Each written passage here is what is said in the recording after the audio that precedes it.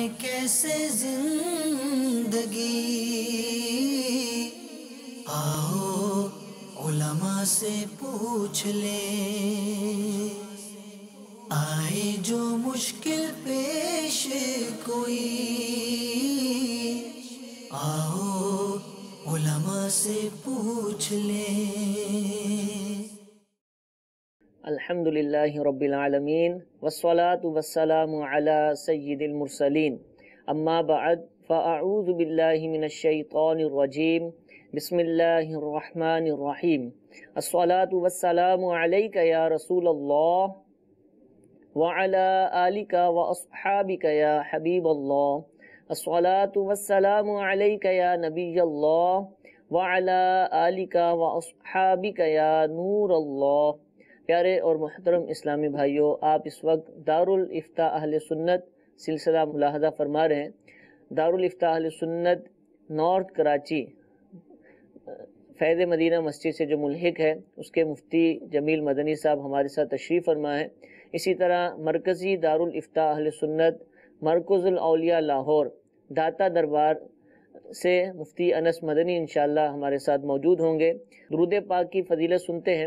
شیخ طریقت امیر اہل سنت دامت برکاتہم العالیہ اپنے رسالے ضیاء درود و سلام اس کے صفحہ نمبر 5 پر حدیث پاک نقل فرماتے ہیں، حضرت سیدنا ابی بن کعب رضی اللہ تعالی عنہ نے عرض کی کہ میں سارے ورد وظیفے چھوڑ دوں گا اور اپنا سارا وقت درود خوانی میں صرف کروں گا۔ تو سرکار مدینہ صلی اللہ تعالی علیہ وآلہ وسلم نے فرمایا، یہ تمہاری فکریں دور کرنے کے لیے کافی ہوگا اور تمہارے گناہ معاف کر دیے جائیں گے۔ صلو علی الحبیب صلی اللہ تعالی علی محمد صلی اللہ تعالی علیہ وآلہ وسلم۔ مفتی صاحب ہمارے ساتھ موجود ہیں، ان سے ہم پہلا سوال سلسلے میں شامل کرتے ہیں۔ یہ کال چلائیے۔ اگر قضا نماز پڑھ رہا ہے اور وہ فاسد ہو جائے تو اب وہ دوبارہ کس نیت سے نماز شروع کرے گا؟ جی، قضا نماز پڑھ رہا اور قضا نماز ہی فاسد ہو گئی تو اب دوبارہ کیا کرے گا؟ قضا کی قضا یا کیا کہلائے گی وہ؟ الحمدللہ رب العالمین والصلاة والسلام علی سید الانبیاء والمرسلین۔ قضا نماز اگر کسی بھی وجہ سے فاسد ہو جائے، جیسے کوئی فرض ادا ہونے سے رہ گیا، تو اس صورت میں جو نماز ہوتی ہے یہ ادا نہیں ہوئی، ٹھیک ہے، تو اس نماز کو دوبارہ سے نئے سرے سے ہی پڑھا جائے گا۔ اب یہ سوال کہ کس نیت سے پڑھا جائے گا، تو چونکہ جو نماز اپنے وقت پہ ادا نہیں ہوئی وہ قضا ہوتی ہے، یعنی وقت گزر گیا اور نماز نہیں پڑھی تو اب وہ نماز قضا کہلائے گی۔ اب جب قضا پڑھ رہے تھے تو اس صورت میں بھی نماز میں کوئی فساد پیدا ہو گیا، کوئی ایسی چیز جو نماز کو فاسد کرنے والی تھی، توڑنے والی تھی، وہ پائی گئی، تو اب جب وہ نماز کو دوبارہ پڑھیں گے تو واجب الاعادہ کی نیت سے نہیں پڑھیں گے۔ ٹھیک ہے، واجب الاعادہ کا مطلب یہ ہوتا ہے کہ کوئی نماز ادا تو ہو چکی ہے، ٹھیک ہے، پڑھ لی ہے، فاسد نہیں ہوئی، ادا ہو گئی، لیکن اس کے اندر کوئی ایسا نقص آ گیا جیسے کوئی واجب چھٹ گیا تھا یا مکروہ تحریمی فعل کا ارتکاب کر لیا تھا، تو واجب چھٹنے کی وجہ سے یا مکروہ تحریمی فعل کے ارتکاب کی وجہ سے نماز میں ایک کمی اور نقصان واقع ہوتا ہے، تو اس نقصان کو پورا کرنے کے لیے اس نماز کو جو پڑھا جاتا ہے تو اس کو کہتے ہیں واجب الاعادہ۔ ایسی نماز دوبارہ صحیح طور پہ پڑھنا واجب ہوتی ہے۔ لیکن فرض نماز ادا کر رہے تھے قضا اور اس میں کوئی نماز فاسد کرنے والی چیز پائی گئی، مثال کے طور پہ گفتگو کر لی، بات چیت کر لی یا کسی کا سلام کا جواب دے دیا، تو اس طرح بھی نماز فاسد ہو گئی۔ اب اس نماز کو دوبارہ سے نئے سرے سے بطور قضا ادا کرنی ہوگی۔ ٹھیک ہے، تو حضور اس میں جب ہم نماز کے فاسد ہونے کی بات کرتے ہیں، ٹوٹ گئی نماز، اب جیسے ایک دو مثالیں آپ نے دی نا، بات چیت کرنا، اب یہ تو ایک عام سی کامن بات ہے اور سب کو پتہ ہے کہ اگر نماز میں بات چیت کریں گے، کچھ کھائیں پیئیں گے تو نماز انڈرسٹوڈ ہے ٹوٹ جائے گی، یہ تو ایک کنفرم بات ہے۔ لیکن بہت سارے جو نماز توڑنے والی باتیں ہیں، مفسدات صلاۃ جن کو ہم کہتے ہیں، اصطلاحیں بھی ہمیں سیکھنی چاہیے جو بھی نماز پڑھتے ہیں، تو وہ بہت سارے ایسے ہیں کہ کامن نہیں، معلوم نہیں ہوتے ہیں، جیسے عمل کثیر کے تحت بہت ساری چیزیں آتی ہیں۔ تو اگر کوئی شخص ایسا ہے کہ جس نے نماز پڑھنا سیکھا ہی نہیں، یعنی نماز پڑھتے کیسے ہیں، رکوع کیسے کرتے ہیں، سجدہ، یہ تو اس کو دیکھ دیکھ کے پتہ چل گیا، لیکن مسائل سیکھ کر نماز پڑھنا جس کو کہتے ہیں وہ اس نے نہیں کیا، اب اس کو نماز کے حوالے سے مسائل پتہ چلنا شروع ہوئے، مدنی قافلوں کا مسافر بنا، یا علماء کی صحبت ملی، یا ہمارے سلسلے کے ذریعے سیکھے، مدنی چینل کے دیگر سلسلوں کے ذریعے اس نے سیکھ لیے، تو اس کو یہ احساس پیدا ہو گیا کہ بھی نماز توڑنے والی چیزیں بھی ہوتی ہیں، مکروہ کر دینے والی بھی چیزیں ہوتی ہیں۔ تو کیا اب اس بات کے پیش نظر کہ پہلے تو مجھے نہیں پتا تھا، اور اب ہو سکتا ہے کہ میری نماز میں ایسی چیزیں پائی گئی ہوں کہ جو میری نماز کو خراب کر دیتی ہوں، تو کیا اب اس بات کے پیش نظر وہ اپنی ساری نمازیں دہرائے گا، یا بس جو ہو گیا سو ہو گیا، کیا پتہ ٹھیک ہوگی ہو، کیا پتہ وہ خراب ہو گئی ہو، یا پھر آگے اب نئی نمازیں پڑھنا شروع کر دیں، کیا کرے گا وہ؟ دیکھیں اس میں بعض چیزیں تو ایسی ہیں کہ جو نماز میں کراہت تنزیہی پیدا کرتی ہیں، بعض کراہت تحریمی پیدا کرتی ہیں، اور بعض کام ایسے ہیں جو نماز کو توڑ دیتے ہیں، جن کو مفسدات نماز بھی کہا جاتا ہے۔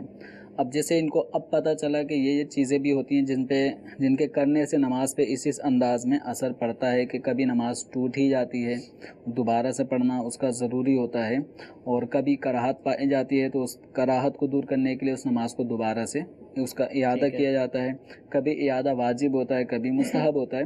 تو اب یہ ہے کہ زمانہ سابق میں جو انہوں نے نماز پڑھی ہے، اپنے اس نماز پہ غور کریں گے کہ اس نماز کے اندر ان کا کوئی واجب جو اب پتہ چلا ہے کہ یہ چیز نماز میں واجب ہے اور یہ ادا نہیں کرتے تھے، ٹھیک ہے، اس کی ایک مثال ہے کہ میں اس کو جو ہے وہ نہیں کرتا ہوں گا۔ تو جیسے ایک مثال کے طور پر بعض لوگ ہوتے ہیں کہ جو ایک سجدہ کرنے کے بعد دوسرا سجدہ کرنے کے لیے درمیان میں بیٹھا جاتا ہے، اس کو جلسہ کہتے ہیں، اور جلسہ یہ واجب ہے، صحیح، اور جلسے میں اطمینان کے ساتھ بیٹھنا بھی واجب ہے، بالکل سیدھا، بالکل اطمینان سے، یعنی کہ جس طرح التحیات کی حالت میں آدمی بیٹھتا ہے، ٹھیک ہے، اس طرح اب وہ تو تھوڑا التحیات بھی پڑھنی ہوتی ہے، لیکن ایک اطمینان والی کیفیت۔ مسجد میں ہم امام صاحب کے پیچھے نماز پڑھتے ہیں تو وہ بیٹھتے ہیں کچھ دیر، اس کے بعد پھر وہ دوسرا سجدہ کرتے ہیں باقاعدہ۔ تو اب یہ ایک سبحان اللہ کہنے کی مقدار، یعنی بالکل اطمینان ہو جائے، اتنی مقدار میں بیٹھنا اطمینان سے، یہ واجب ہے۔ اب اگر کسی کی عادت یہ رہی ہے کہ وہ ایک سجدہ کرتا ہے، جیسے مثال کے طور پہ ایک سجدہ کر کے ابھی آدمی اٹھا، ابھی اسی پوزیشن میں دوبارہ دوسرے سجدے میں چلا گیا، تو اس میں جلسہ جو نماز کے واجبات میں سے ایک واجب ہے وہ چھٹ گیا۔ اگر کسی کی روٹین سابقہ یہی رہی ہے، اس کو پتہ ہے کہ میں ایسے ہی پڑھتا تھا، اسی طرح، تو اب گویا وہ نماز کا ایک واجب چھوڑ رہا تھا۔ ٹھیک۔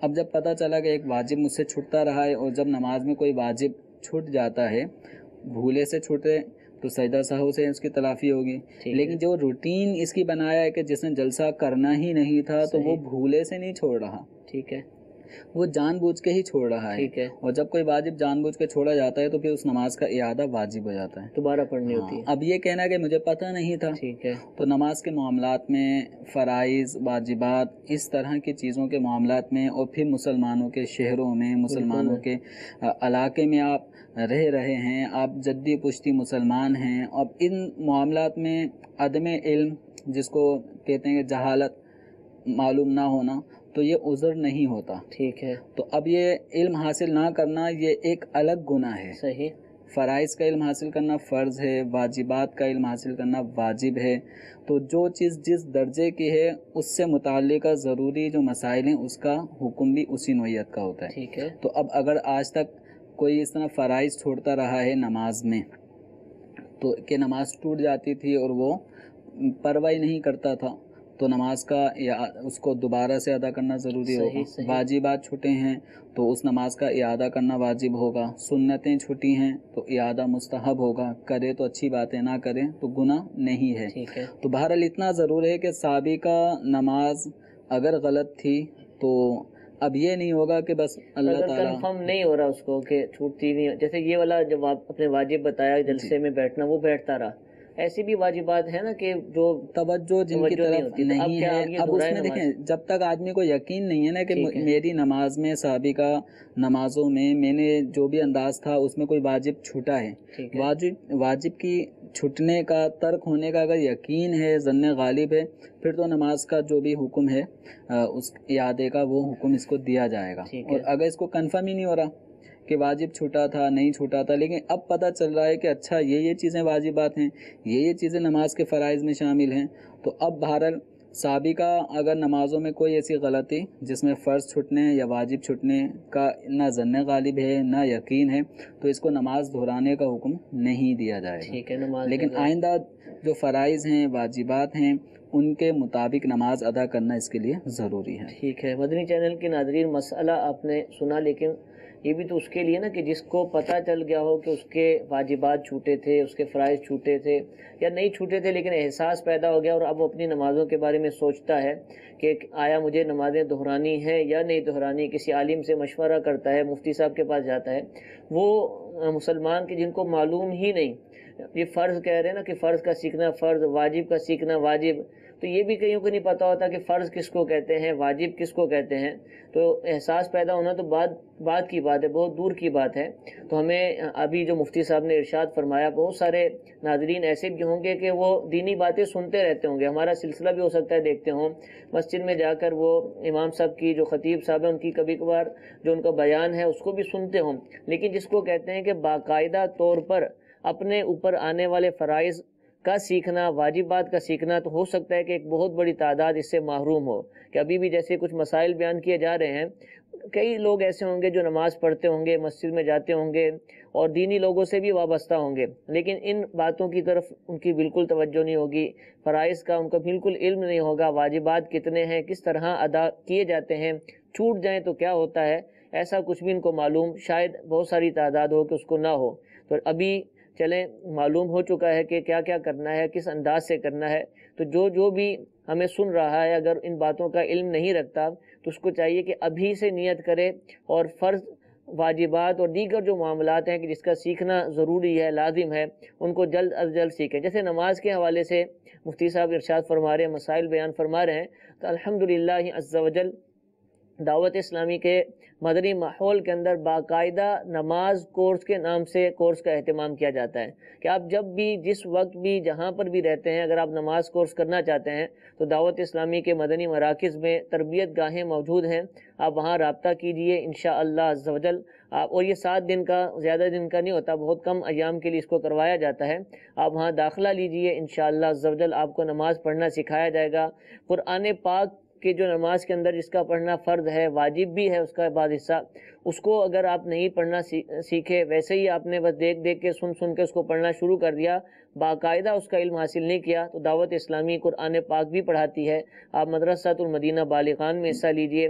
آپ اگر کسی جگہ جا کر نہیں سیکھ سکتے، مشکل ہو رہی ہے، آپ کو وقت نہیں مل پا رہا یا آپ کے ہاں میسر نہیں ہے ایسے مواقع، تو آپ دعوت اسلامی کے مدرسۃ المدینہ آن لائن جو کہ انٹرنیٹ کے ذریعے تعلیم مہیا کرتا ہے، آپ اس پر رابطہ کیجئے، انشاءاللہ عز و جل آپ کو کوئی نہ کوئی صورت بن جائے گی اور انشاءاللہ آپ یہ علوم سیکھنے میں کامیاب ہو جائیں گے۔ اللہ تعالیٰ ہم سب کو علم دین سے حاصل کرنے کی توفیق عطا فرمائے، بالخصوص جو فرائض و واجبات ہیں کہ جن کا ادا کرنا ضروری ہے، اولاً ان کا علم سیکھنے کی توفیق عطا فرمائے۔ سوالات میسج کے ذریعے بھی ہم سے پوچھے جا رہے ہیں، 4 رکعت والی نماز ہے اور دوسری رکعت میں تشہد پڑھنا بھول گیا تو اور نماز آگے مکمل کر لی، تو ایسی صورت میں کیا کریں گے؟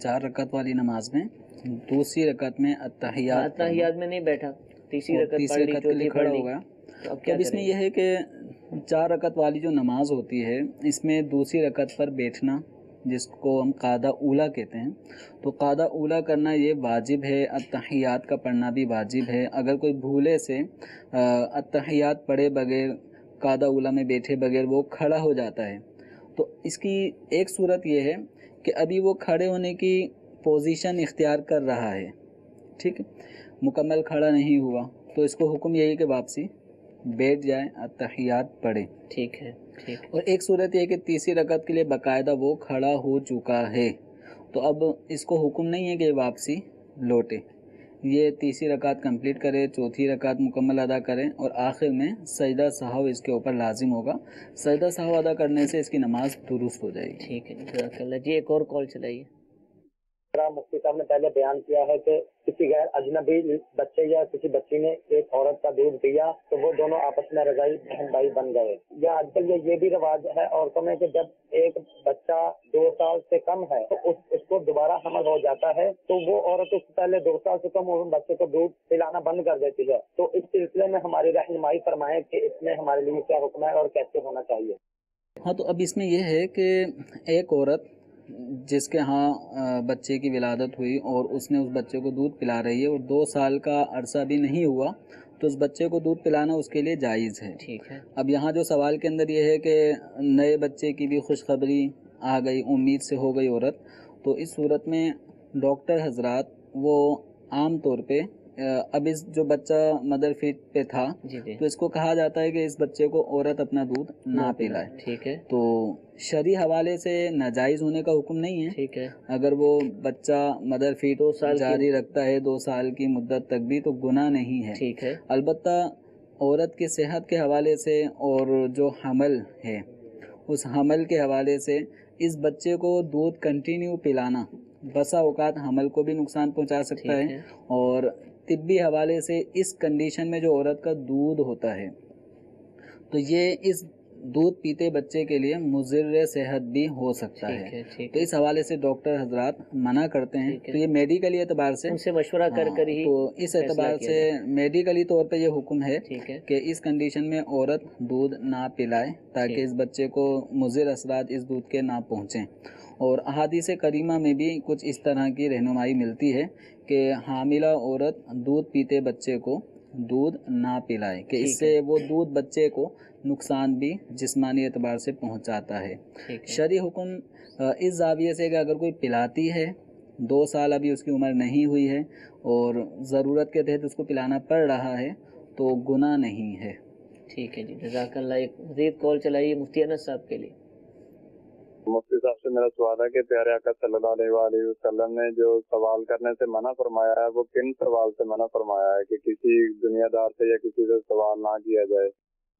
جی حضور، سوال کرنے سے جو منع کیا گیا ہے اس سے کیا مراد ہے؟ کن لوگوں سے سوال کرنے سے منع کیا گیا؟ اصل میں احادیث میں تو مطلقاً ہی سوال کرنے سے منع کیا گیا ہے. یہی وجہ ہے کہ صحابہ کرام تو اپنا اگر سواری کے اوپر بیٹھے ہوئے کوئی کوڑا بھی نیچے گر جاتا تھا تو اس کا بھی نہیں سوال کرتے تھے کہ یار یہ مجھے پکڑا دو. جس طرح ہم عام طور پر چھوٹی موٹی چیز کہتے ہیں کہ یہ مجھے دے دو یہ دے دو، تو صحابہ کرام تو اتنا بھی سوال نہیں کرتے تھے کہ گری ہوئی چیز اپنی ہی ان کی کسی سے کہیں کہ مجھے پکڑا دو.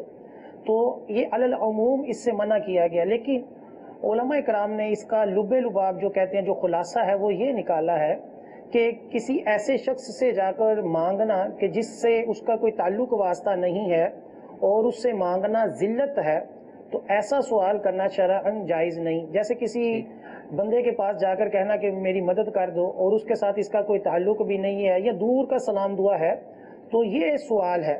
ہاں اگر کوئی اپنا دوست ہے، بہت قریبی دوست ہے، حال احوال سے وہ واقف ہے اور بندے نے حاجت کے وقت اس سے جا کر کوئی عرض کر دی تو یہ وہ ذلت نہیں ہے. تو علی العموم تو اس سے بھی بچنا چاہیے. لیکن علماء نے ایک رہنمائی دی کہ یہ نہیں کہ ہر جگہ ہی مانگنا ناجائز و حرام ہو جائے. تو ذلت کا پہلو ہے کہ ہر بندہ خود سمجھ لے کہ اس کے آگے میرا ہاتھ پھیلانا، اس سے مانگنا کیا مجھے شرمندگی ایک احساس دلا رہا ہے یا نہیں.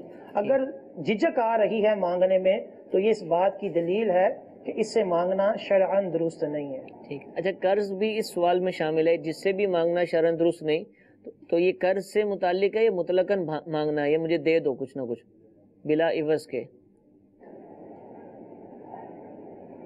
ہاں یہ بھی جی بالکل صحیح فرمایا آپ نے کہ قرض کا اس کے ساتھ تعلق نہیں ہے کیونکہ قرض مانگنے میں ذلت نہیں ہوتی.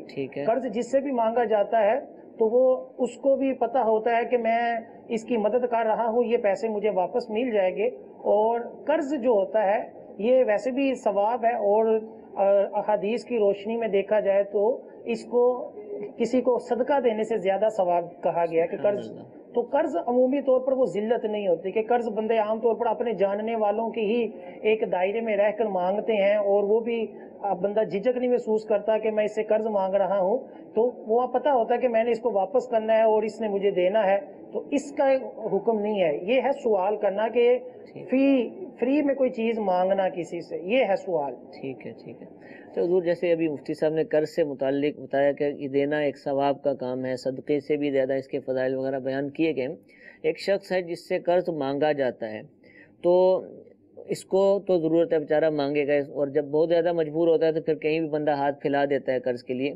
قرض دینے والے کا کیا رویہ ہے؟ چاہے وہ قرض دے یا قرض نہ دے، جس سے بھی قرض مانگا گیا اس کا کیسا رویہ ہونا چاہیے، اس کے دل میں کیا ہونا چاہیے، اس کا بیہیو کیسا ہونا چاہیے، کیسے سامنے والے سے بات کرے، ہونا کیا چاہیے؟ دیکھیں، اگر کسی سے قرض مانگا جا رہا ہے تو مانگنے والے کی ضرورت کے پیش نظر دیکھیں کہ اس کو واقعتاً ضرورت ہے اور دینے والے کے پاس بھی آسائش ہے، ٹھیک ہے، کہ وہ گنجائش ہے، دے سکتا ہے، تو ایک مسلمان کی اس مصیبت میں کام آنا چاہیے، ثواب ہے۔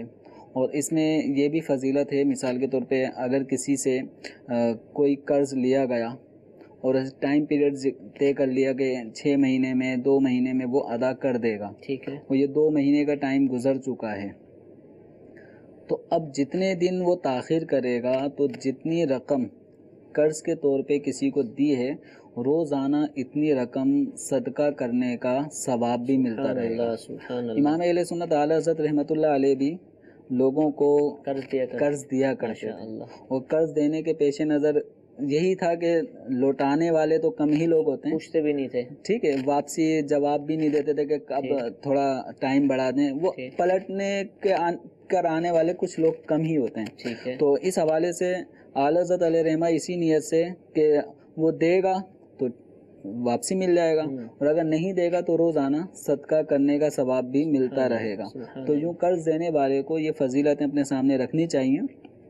قرض اگر کوئی معاف کر دیتا ہے، ٹھیک ہے، معاف کر دے یا مہلت دے دے، جیسے جو ٹائم پیریڈ طے ہوا تھا وہ اس ٹائم پہ اس کے پاس ارینج نہیں ہو پایا تو مہلت دے دے، 1 مہینے دینا تو پھر بھی نہیں ہے، اگر خوشی سے مہلت دے گا تو ثواب بھی ملے گا۔ تو اس میں یہی ہے کہ بہت پیاری فضیلت ہے عرش معلیٰ کا سایہ، سبحان اللہ، جن لوگوں کو اللہ تبارک و تعالی نصیب کرے گا ان لوگوں میں یہ افراد بھی شامل ہیں جو لوگوں کو مہلت دے دیتے ہیں یا معاف کر دیتے ہیں اپنا حق، یعنی جو قرض وغیرہ ہے معاف کر دیتے ہیں یا ان کو مہلت دے دیتے ہیں، اور اس طرح کسی کی قرض دے کر مدد کرنا یہ باعث اجر و ثواب ایک عمل ہے۔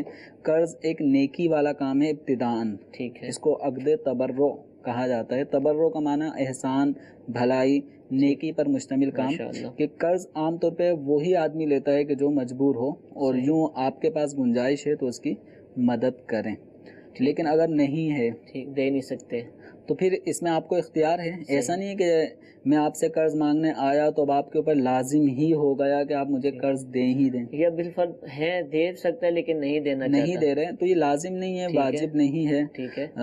یا بس اوقات یہ ہوتا ہے قرض مانگنے والے کی روٹین ہے، اس سے قرض لیا اس کو بھی نہیں دے رہا، اس سے لیا اس کو بھی نہیں دے رہا، بعض اوقات ہوتے ہوئے بھی لوگ قرض واپس نہیں کر رہے ہوتے، ٹھیک ہے۔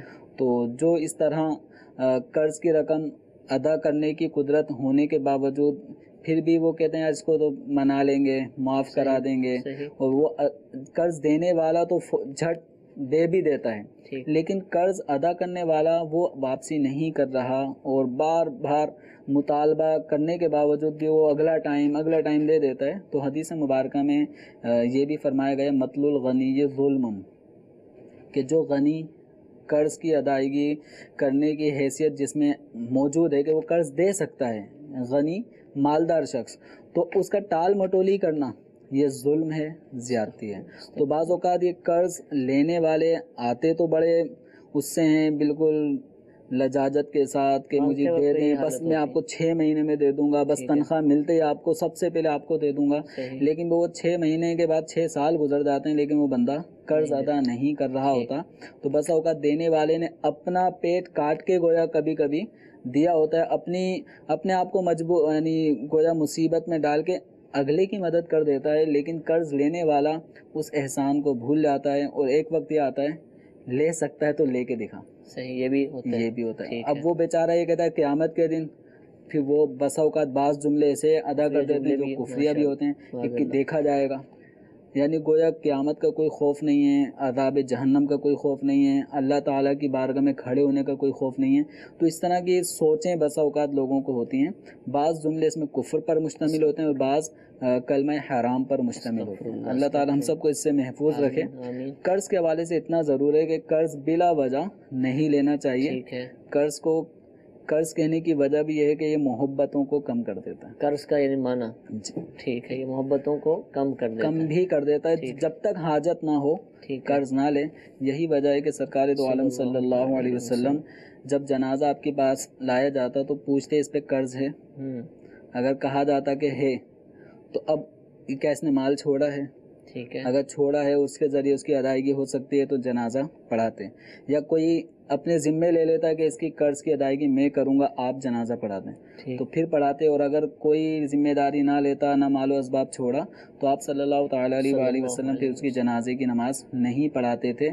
इसी एक जहन को देते हुए कि दुनिया से इस हाल में जाना कि मरने वाले के ऊपर कर्जा हो, तो ये सरकार दो आलम सल्लल्लाहु अलैहि वसल्लम को पसंद नहीं है। ठीक है, कर्ज बिला हाजत ना लिया जाए, और अगर ले लें तो जैसे ही मुमकिन हो उसको अदा किया जाए।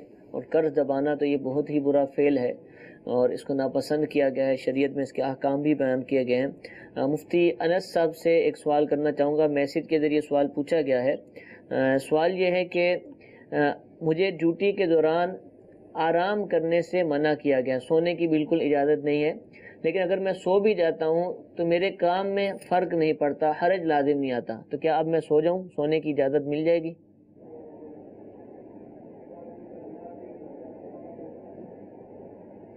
नहीं, शरई तौर पर तो ड्यूटी के दौरान सोना जो है ये दुरुस्त नहीं है।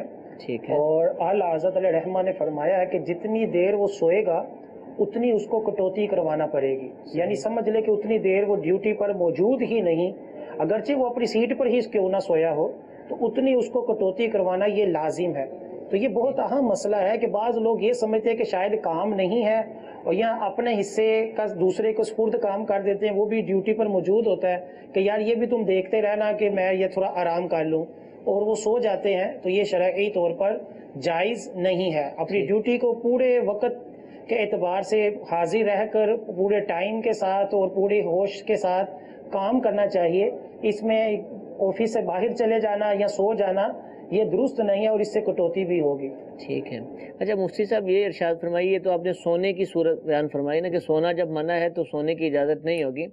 बाज़ ड्यूटियाँ ऐसी होती हैं कि सोता नहीं उसमें, मिसाल के तौर पे किसी दरवाजे पर गेट कीपर है, चौकीदार है, किसी ऑफिस का पीएन है, जो भी है, और उसको बाहर ही बैठना है दरवाजे के, और उसका काम सिर्फ ये है कि आने जाने वालों के हवाले से अंदर ऑफिसर को, अपने साहिब को बताना है जाकर, या फ़ोन इंटरकॉम के ज़रिए बताना है कि फुला आया है, इसको अंदर भेज दूँ या ना भेज दूँ, बस इतना काम है, इससे ज़्यादा नहीं। या एक दो मरतबा उसको चाय पेश करनी है, और कोई काम नहीं, और ये बैठा हुआ है, तो क्या ऐसी सूरत में कोई किताब वगैरह पढ़ सकता है कि इसको बैठना ही है, तो फारिग बैठने से अच्छा किताब पढ़ता रहे, मुताला भी बढ़ेगा और इल्म दीन भी हासिल होगा। या कोई भी काम करता है इस तरह का जिससे उसका कोई फ़र्क नहीं पड़ रहा?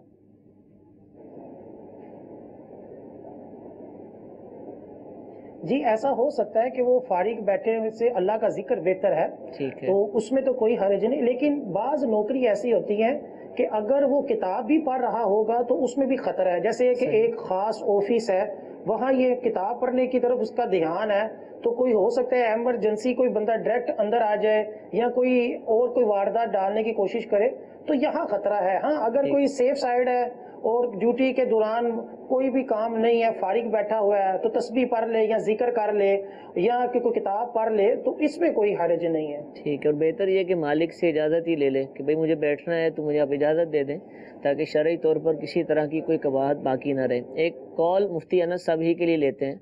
जी चलाइए। मुझे सवाल ये पूछना है कि नमाज बाजमात जो मस्जिद में होती है वो होती है फर्ज की, अब सुन्नत और वितर ये जब हम घर में आके पढ़ते हैं, इसमें कोई गुनाह वाली बात तो नहीं है ना, ये शरीयत के मुताबिक है? जी हुजूर।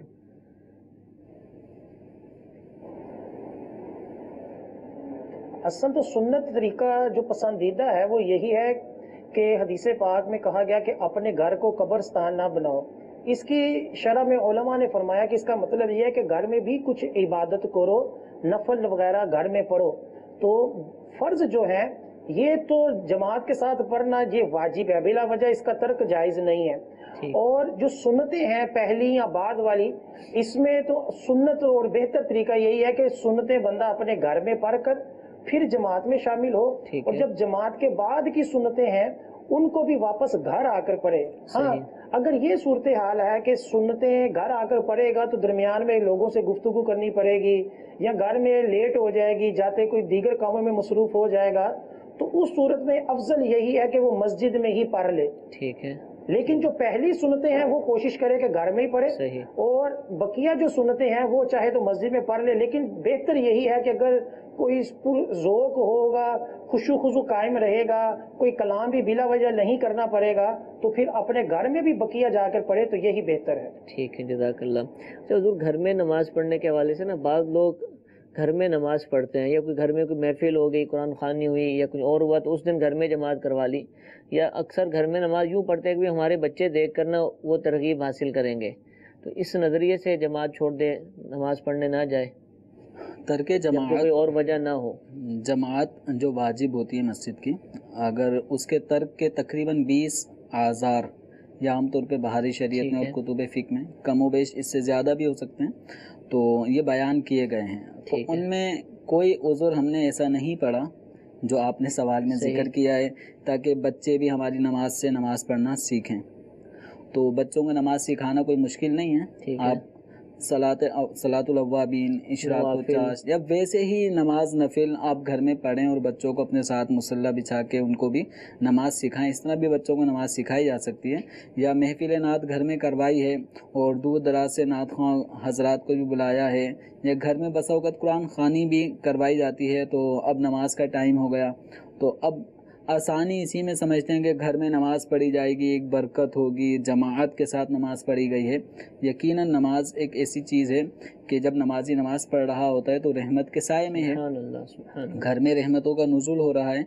लेकिन इसके साथ साथ कहीं ऐसा ना हो कि हम ऐसा काम कर रहे हों कि जिससे किसी गुनाह का भी इर्तिकाब कर रहे हों, ठीक है, कोई वाजिब भी छूट रहा हो। तो इस मौके पर जहाँ मस्जिद की जमात वाजिब हो और कोई जमात तर्क करने का कोई उज़्र ना हो, तो बिला उज़्र शरीक यूँ घरों पर ही जमात का एहतिमाम करना ये जायज़ नहीं है। अच्छा, एक इसका दूसरा भी रुख है कि बाज़ लोग मस्जिद में नमाज़ पढ़ने जाते हैं और बच्चों को साथ ले जाते हैं, इसलिए लेके जाते हैं कि ये जाएंगे तो इनको पता चलेगा कि नमाज कैसे पढ़ते हैं, मस्जिद में जाया तो ये एक नज़रिया है। ये भी लोग हैं। अब इसके नज़ारे ख़ास तौर पर जुम्मतुल मुबारक की नमाज में या तरावी के अंदर या इस तरह के मौके पर हम देखते हैं कि करते हैं लोग। लेकिन बच्चों को मस्जिद में लाने के हवाले से ये तय है, अहादीस करीमा से बिल्कुल वाज़ेह है कि जो शोर शराबा करने वाले बच्चे हैं उनको मस्जिद में लाने से खुद हदीस मुबारका में मना किया गया है कि वो मस्जिद की बेअदबी करते हैं। ठीक है, तो जब बच्चों को लाने, ऐसे बच्चे जो शोर शराबा करते हैं, ये खुद वालिद जो बच्चों के हैं उनको खुद अंदाज़ा हो जाएगा कि बसा औकात बच्चा कितना शोर मचा रहा होता है, इसको चुप चुप करवा रहे होते हैं लेकिन वो शोर मचा रहा होता है, कोई डांट भी देता है। तो अब ये जो वालिद है इनको खुद आइडिया और अंदाज़ा होगा कि ये शोर करने वाला बच्चा है, तो इसको मस्जिद में लाना वैसे ही हदीस में मना है। सही। तो हम में क्या हिम्मत है कि किसी को मस्जिद में आने से मना करें। तो रसूल अकरम सल्लल्लाहु अलैहि वसल्लम ने ही जिन अफराद को मना किया उनमें छोटे बच्चे, ना समझ छोटे बच्चे हैं। अच्छा, बाज़ बच्चे समझदार होते हैं, 7 साल की उम्र ये समझदार बच्चों की होती है, तो 7 साल की उम्र में भी बाज़ बच्चे वो लड़ाई झगड़ा कर रहे होते हैं। तो अब ये है कि अपने बच्चों की तरबियत करें। बाज़ बहुत संजीदा और नमाज का एहतिमाम करने वाले, नमाज एहतिमाम के साथ पढ़ने वाले भी बच्चे होते हैं जो शोर शराबा नहीं करते, बिल्कुल तो समझ होती है, मस्जिद के आदाब जानते हैं। ऐसे बच्चों को अपने साथ मस्जिद में लेकर आएं। सही। और इनको फिर ये भी तरीका बताएं कि आपने खड़ा कहाँ होना है, कहाँ बनेगी आपकी। तो अब ये है कि बच्चों के हवाले से इनकी सफ़ कहाँ बननी होती है, तो अहादीस करीमा में इसकी पूरी एक तरबियत फरमाई गई है। तो उनमें यह है कि मर्दों की सफ़ें आगे बनेंगी और बच्चों की सफ़ें पीछे बनेंगी। अब ज़बरदस्ती के नहीं मेरा बच्चा मेरे बराबर में ही खड़ा होगा, कोने पे भले खड़ा कर दें, तो कोने में अगर किसी बड़े आदमी के खड़े होने की जगह बनती है तो अब अपने बच्चे को वहाँ खड़ा ना करें। सही। इसकी सब पीछे बनेगी।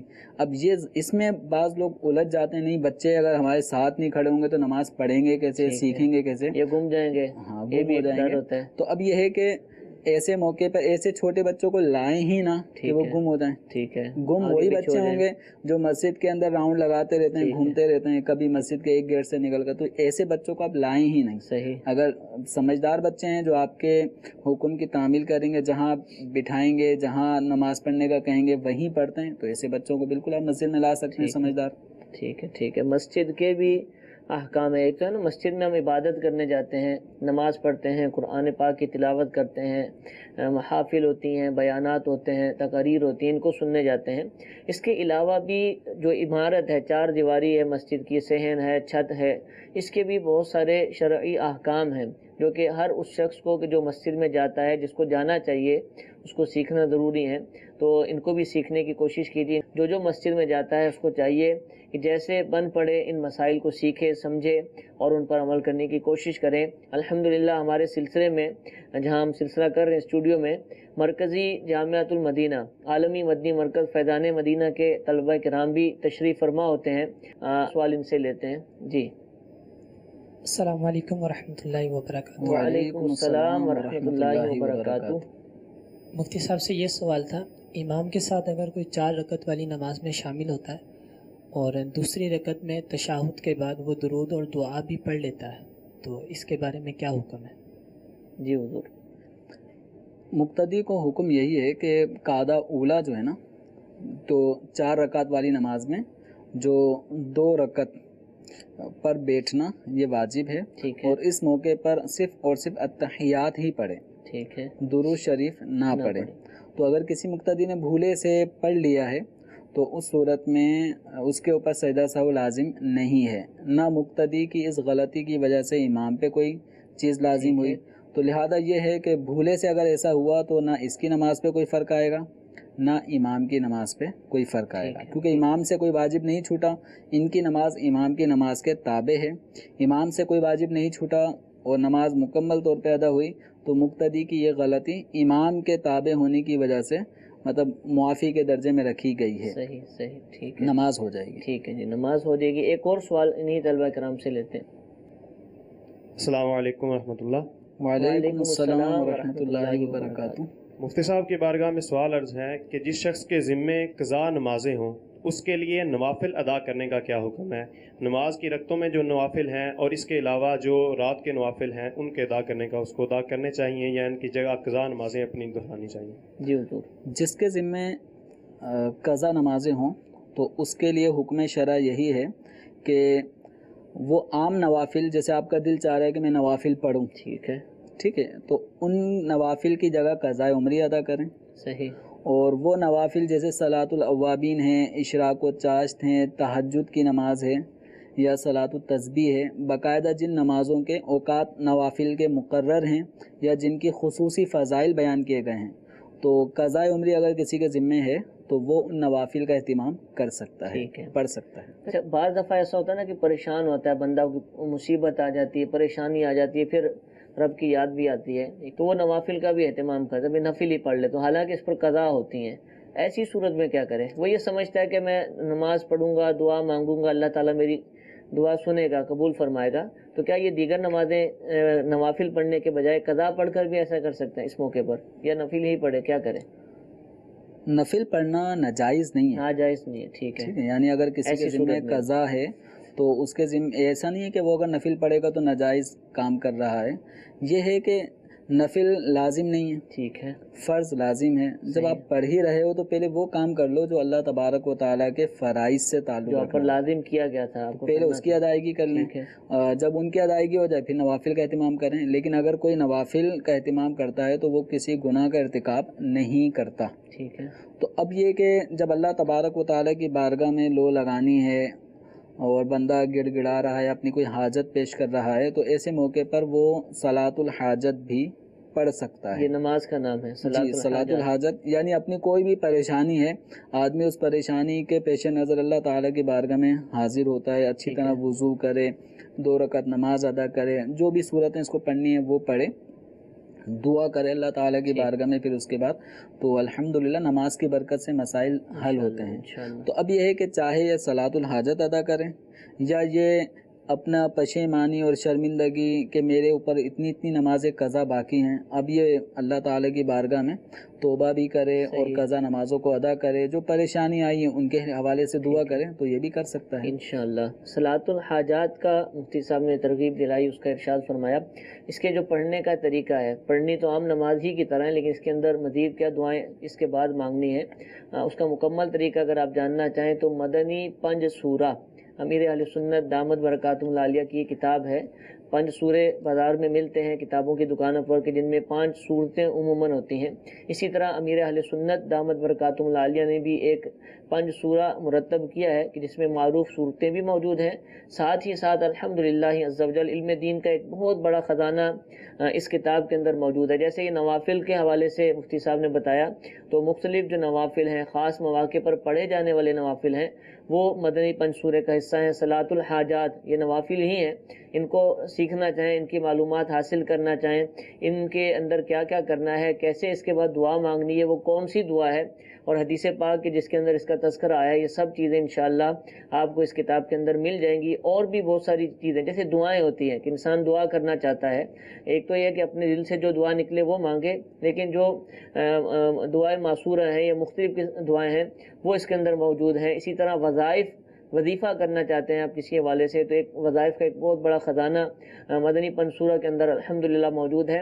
اس کے علاوہ بہت سارے معلوماتی مدنی پھول کہ جو ہمیں زندگی کے مختلف مواقع پر ہمیں فائدہ دیں ہمارے لیے آسانیاں پیدا کریں وہ بھی اس کتاب کے اندر موجود ہیں. بہت ہی پیاری کتاب ہے. عموماً میں عرض کرتا ہوں کہ چند کتابیں تو ہر گھر میں ہونی چاہیے جن میں امیر اہل سنت کی کتاب نماز کے احکام اور اسی طرح یہ کتاب مدنی 5 سورہ یہ بھی ہر گھر کا حصہ ہونا چاہیے. عورت مرد بچے بوڑھے سب کو اس کا مطالعہ کرنا چاہیے. انشاءاللہ عز و جل بہت سارے فوائد حاصل ہوں گے. ایک ہی کتاب میں بہت ساری چیزیں ملیں گی کہ جس کے لیے آپ کو بہت ساری کتابوں کی طرف شاید رجوع کرنا پڑتا انشاءاللہ آپ کو اسی کتاب سے حاصل ہو جائیں گی. تو نیت فرما لیجئے کوشش کیجئے. اگرچہ یہ کتاب آپ دعوت اسلامی کی جو ویب سائٹ ہے وہاں سے ڈاؤن لوڈ بھی کر سکتے ہیں لیکن ناقص مشورہ ہے کہ آپ اس کتاب کو خرید بھی لیں. جیسے قرآن پاک گھر میں موجود ہوتا ہے تو یہ کتاب بھی گھر میں موجود ہونی چاہیے کیونکہ ہر وقت ڈیوائس موجود ہو ڈاؤن لوڈ شدہ چیز آپ کے پاس میں ہو یہ ضروری نہیں. لوگ ڈاؤن لوڈ بھی کرتے ہیں لیکن میموری خالی بھی کرتے ہیں تو ایسی چیزیں غائب بھی ہو جاتی ہیں. تو جو ضروری چیزیں ہیں کتابیں ہیں وہ آپ کے گھر میں موجود ہونی چاہیے. ایسا نہ ہو کہ قرآن پاک بھی ڈاؤن لوڈ شدہ ہی ہو آپ کے گھر میں اس کا نسخہ موجود ہی نہ ہو تو یہ مناسب نہیں ہے. قرآن پاک کا نسخہ موجود ہوگا دینی کتابیں موجود ہوں گی جو کہ ضرورت کی ہیں تو انشاءاللہ اس کی برکتیں الگ سے ہمیں حاصل ہوں گی. اللہ تعالیٰ ہمیں اس کی توفیق عطا فرمائے. مفتی انس صاحب بھی ہمارے ساتھ موجود ہیں. مزید ایک کال ان کے لیے سلسلے میں شامل کرتے ہیں. اگر 2 جنازے ہو ایک اسلامی بہن کا ہو دوسرا اسلامی بھائی کا ہو تو دونوں کی کیا ایک ہی نماز جنازہ کی جماعت کروا سکتے ہیں؟ اگر ایک ہی نماز جنازہ کی جماعت کروا سکتے ہیں تو نماز جنازہ میں جو دعا پڑھیں گے وہ بالغ عورت کی پڑھیں گے یا بالغ مرد کی پڑھیں گے؟ برائے کرم جواب ارشاد فرما دیجیے. جی حضور.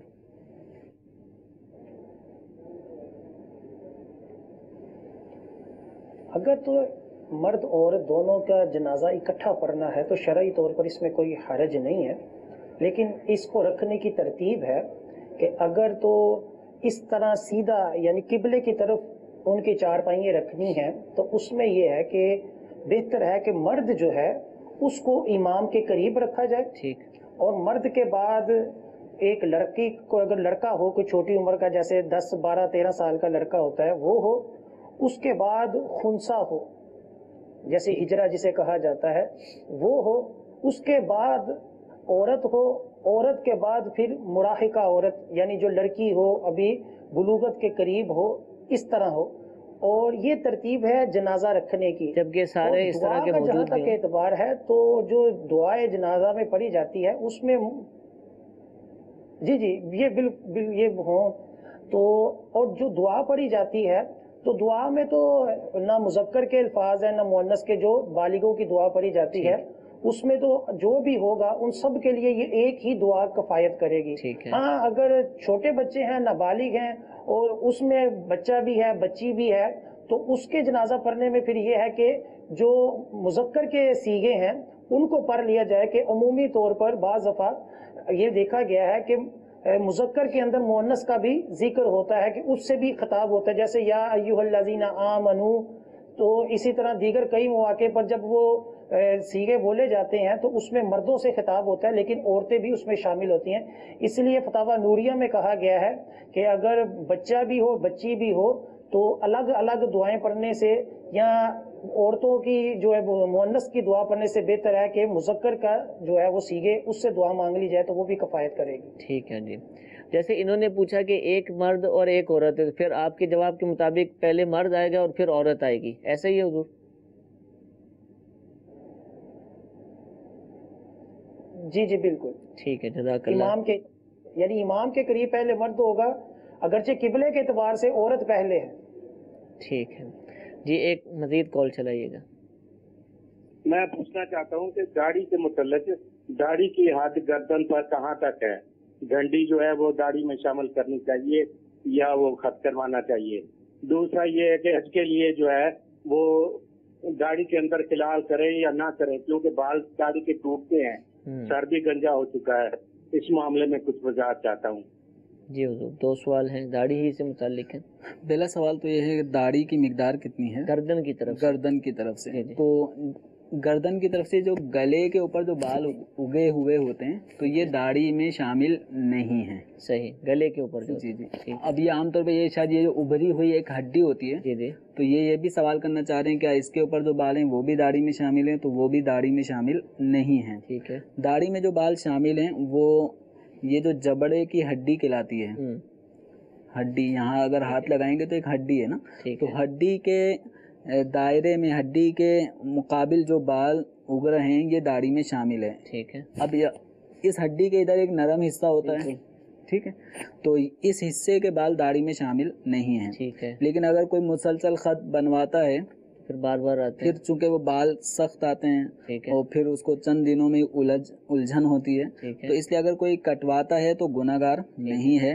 लेकिन इस बात का ख्याल रखें, बात लोग खत बनवाते हैं तो ये जो दाढ़ी के बाल हैं ये पीछे की तरफ ले आते हैं, यहाँ से फिर नाई ब्लेड मारता है। ओहो, तो गोया यूं ब्लेड जब यूं लगता है तो ये दाढ़ी के बाल कभी भी एक मुट्ठी नहीं होंगे। सही।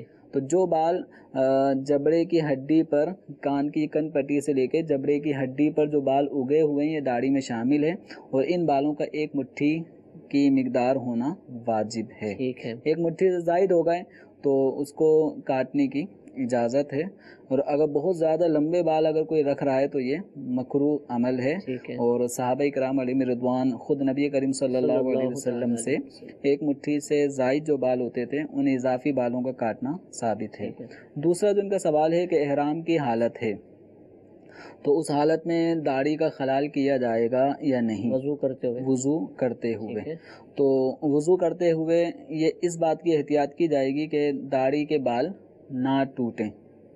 तो अगर कोई बाल टूट जाता है तो एक बाल अगर टूटता है तो एक खजूर, दो टूटे हैं तो दो खजूरें, तीन टूटे हैं तो तीन खजूरें ये सदका करे, और अगर 4 बाल टूट गए हैं तो फिर एक सदका फितर की मिकदार जो होती है ये सदका देना लाजिम होगा। अच्छा, तो ये तो हाजियों को, तो इस हवाले से हुज्जाजे किराम को इस चीज़ का ख्याल रखना है। हाजी से मुराद जो भी एहराम में, एहराम उम्रे की हालत में, एहराम की हालत में जो भी है उसको इस चीज़ का ख्याल रखना है कि पता चला ये सर खुजा रहे हैं, सर खुजाने में 2 बाल हाथ में आ गए, ठीक है, तो अब इनको अब ये खिलाल करेगा या नहीं करेगा? खिलाल जैसे ये वज़ू जो कर रहे हैं ना, जी, तो वज़ू करने में इस चीज़ का ख्याल रखेंगे बाल ना टूटें। अगर बाल उलझे हुए हैं तो इनको इसी हालत में रहने दें, ठीक है, और अगर तकलीफ दे रहे हैं तो उसको इस एहतियात से सुलझाएं कि बाल ना टूटें। अगर टूट जाते हैं तो इस सूरत में जो बयान करदा जो तरीक़ा कार कफ़ारे की अदायगी का, तो इसको मज़ीद रफ़ीकुल हरमैन में तफसीली तौर पर देख लिया जाए, जहाँ पे जुर्म और कफ़ारे का जिक्र आखिर में अमीर अहले सुन्नत दामद बरकातुहुल आलिया ने फरमाया है। तो इसका बार बार मुताला करते रहने से तवज्जो भी उस तरफ रहेगी और इंशाअल्लाह एहराम की खिलाफ वर्जियों से बचने का जहन बनता रहेगा। अल्लाह ताला हम सबको इल्म दीन हासिल करने की, उस पर अमल करने की तौफीक अता फरमाए। दोनों मुफ्तियान कराम का बहुत बहुत शुक्रिया।